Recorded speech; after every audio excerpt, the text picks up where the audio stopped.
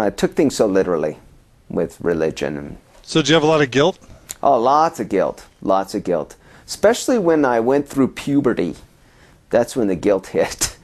Why is that? Well, Why is that? Suddenly I have this sex drive. I knew nothing about sex. I didn't go to the sex ed talk at school. My mom erroneously figured my dad had told me enough, and I had 4 older brothers. Maybe she figured they had told me enough. I don't. For whatever reason, she said, "Oh, you don't need to go to that sex ed class." They had 6th grade, and I didn't go. I was so clueless about sex. I have a bit I do sometimes, but maybe this might be too adult. I don't know. It's kids watch it. Anyway, what happened is I thought that a nocturnal emission was masturbation, and that really messed up my head. It's pretty funny on stage, though, when I talk about that, actually. I know that seems like it could be. Go ahead and do your thing. Well, what happened... Keep it as clean as is humanly possible, but don't stress about it. Just tell your story. Okay. So what happens is, how does it go? I thought, well, I tell people that I learned about sex basically in church. Because I didn't get to talk in school. We didn't talk about it at home. So the only place we talked about sex was in church. And my sex ed class was Mormon Sunday school. And that's just, and this is what I learned in my sex ed Mormon Sunday school. If you masturbate, you will go to hell. And they said other stuff, but I didn't hear it. You know, I just sat there going, dang it, you know, that's a short ride, you know. But in actuality, I wasn't thinking that. I was thinking, what is masturbation? I didn't know what that was. I literally didn't. It's a big word. I didn't really know what it was. But so I run home and I'm looking in the dictionary under masturbation, and I find it, and then I have to look up 5 more words, you know what I mean? Because it's just this chain reaction to ignorance. And then I finally figure out what it is. Oh, that. But I still didn't know what it was. I ended up with this confusion in my head that I thought it was a nocturnal emission. I'll cut out the rest of the bit. But I literally was setting my alarm for 2 in the morning so I could wake up and prevent, you know, my, can I say penis? My penis from marching me to hell. I thought it was like, you know, I could stop, don't do this, this is evil. And so, I mean, you joke about it, but that's, I mean, I'm studying psychology. I've actually talked to people that suffered pretty severe emotional trauma from the guilt they experienced from this exact scenario that you just described. Oh, yeah. Oh, no, very traumatic. Very traumatic. And I mean, this is over a period of how many months and months and months of me not understanding that I'm normal, that I'm not weird, that this is part of the normal function, that God gives you this sex drive. And when I do this, or nature, whatever you may believe, but it's there. And when I do it on stage, there's more facts, and it's funnier, it flows better and all that. But yeah, I guess it was traumatizing, maybe. I don't know. So is it weird to do a bit about something in a comedic way that has such deep, painful roots potentially? It was or do you get over it, I think or you just compartmentalize? Yeah, maybe I'm doing that stuff. I don't know. Maybe I'm compartmentalizing, or it's kind of cathartic in a way. I laugh at it. It really is, when it's all put together, a very, very funny bit. And I think it's powerful, and I think there's enough people have gone through that or something similar that it's very truthful and meaningful, and it gives my job meaning. I mean, I feel good about what I'm doing. When I do that bit, I feel good about it. Ironically, I also get many Mormons who tell me I'm going to hell for talking about that. Often. I got just this weekend, someone I'd gone to high school, I got word they think I should clean up my act. And I'm like, okay, I got you. Don't talk about this stuff, because that's so healthy, you know. Yeah. So this bit that you do, now you've got me wanting to hear it. Is there some place we could access it, or do I just need to tell you to do it? I didn't do it on the that show, did I? I didn't do it. I didn't do that bit. Dang it. Do you remember it? Oh yeah, yeah. Let's do it, and then if we have to put it in post-production. Okay, yeah. Okay. So I grew up very sexually repressed. I mean, Mapleton, Utah, they would not even put out the condoms out at the store. You know how you go to the store and the condoms would be back, like behind the counter. They said teenagers would steal them, which of course is, yeah, right. You lose a few condoms. So how about an unwanted pregnancy? How expensive is that? But they hide them, and I think they hid the condoms because they're afraid teenagers would find the condoms, get all excited and curious about sex, right? Of course, I was already excited and curious about sex because I had a penis, you know. Like the sight of a condom is going to suddenly remind a 13-year-old boy about this constant boner, you know. Like, wow, I hadn't thought about you in seconds. So they hide the condoms, but then every spring, pregnancies, of course. Wherever you have people, pregnancies, that's the way it's supposed to work, you know. And then the whole town would, what happened? What went wrong? Well, Satan is so powerful, you know, I bet you there's a condom. You know, just this. So hide. Yeah, they hide the condom. Saying condoms makes teenagers have sex is like saying the headlights on my car make the sun go down. You know, it's that logical.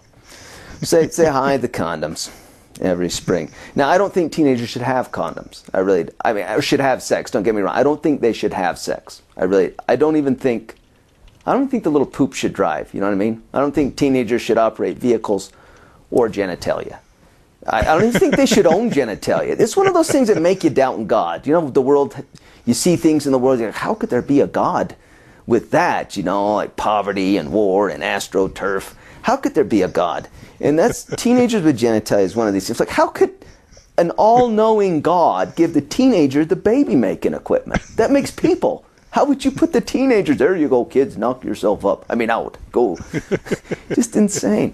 So I don't think teenagers should have sex, but why not give them condoms, right? And I'll tell this to people, like, well, I think the condom should just be out there and available. And they'll, oh, but then you're telling them to have sex, Ben. No, I'm not. If I give someone a condom, I'm not saying have sex. I'm saying I wish you were sterile, right? That's what I'm saying. I wish nothing worked.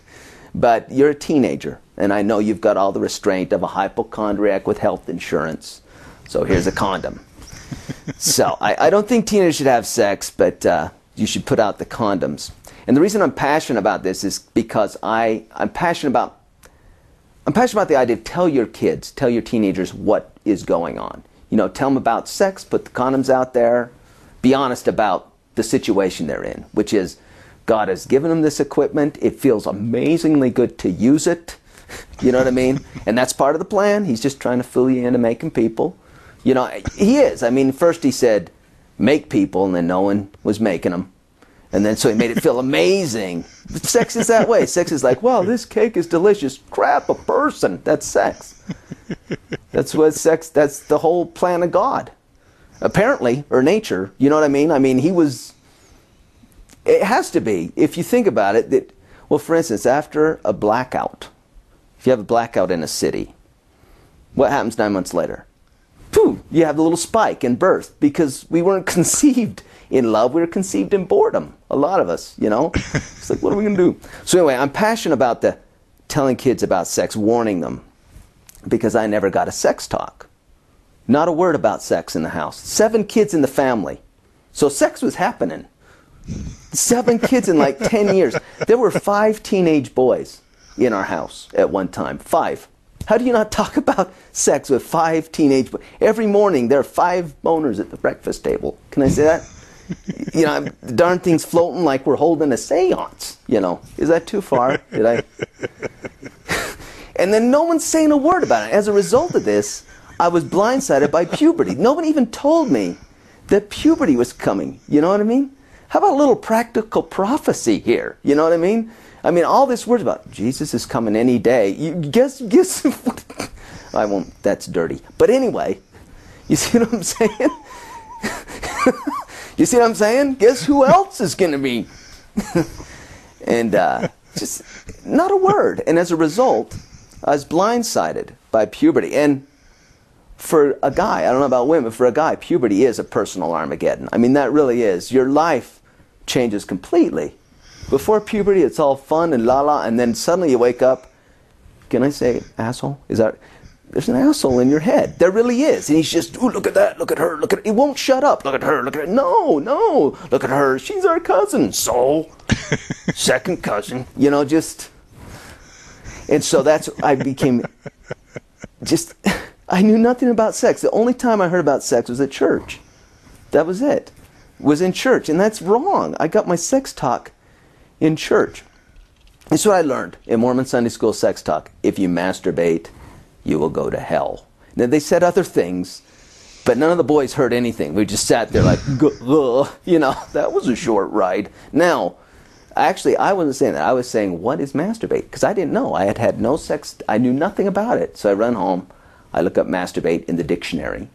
Then I have to look up like 5 more words. A chain reaction of ignorance. I don't know what I'm looking at. Then I figure out what that is. Then I look it up in the Bible. And I love the Bible's beautiful. Book of Mormon. These are beautiful scriptures. They are horrible sex manuals. Horrible. Especially the Old Testament. Do not look up anything on sex in the Old Testament. Masturbation. If you looked it up in the Bible, in the Old Testament. Self-abuse. That's just confusing to a 13-year-old. Self-abuse, it didn't seem to hurt. You know, this is insane. Or spilling your seed. That's the other lingo. Spilling. And I actually like that one because then it's an accident. You know, like, oops, did I do that? It was my bad. Was that?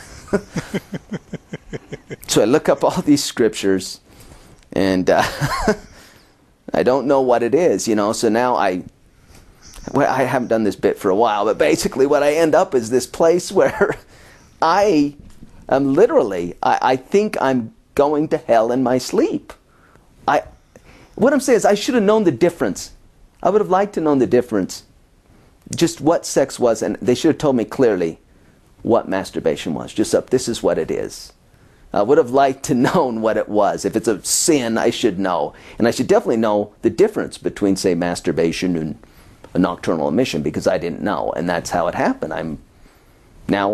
I thought I was masturbating in my sleep. I thought somehow I was possessed down there and it was just marching me to hell. So I was setting my alarm for 2 in the morning so I could wake up every you know, and then wake up and stop my penis from marching me to hell. Just stop. And I remember literally, yes, what are you doing? Yelling at, you know, my crotch. This is wrong. This is evil. That went on for months. And then I remember finally after a bishop interview, I'll never forget the look on a poor bishop's face. Well, he's a kind man. And then it becomes apparent in the process of this horrible, horrifying event for me, this confession, you know. It becomes apparent that I think this nocturnal thing is masturbation. And the look on his face of just... And then am I reading this right? Have I been going, you know, that I remember leaving relieved, but like, oh, so I can go on a mission. Okay, you know. But I mean, I literally think my entire life is, you know, in going. That was really, that was quite a traumatic experience, I guess. Traumatized. So,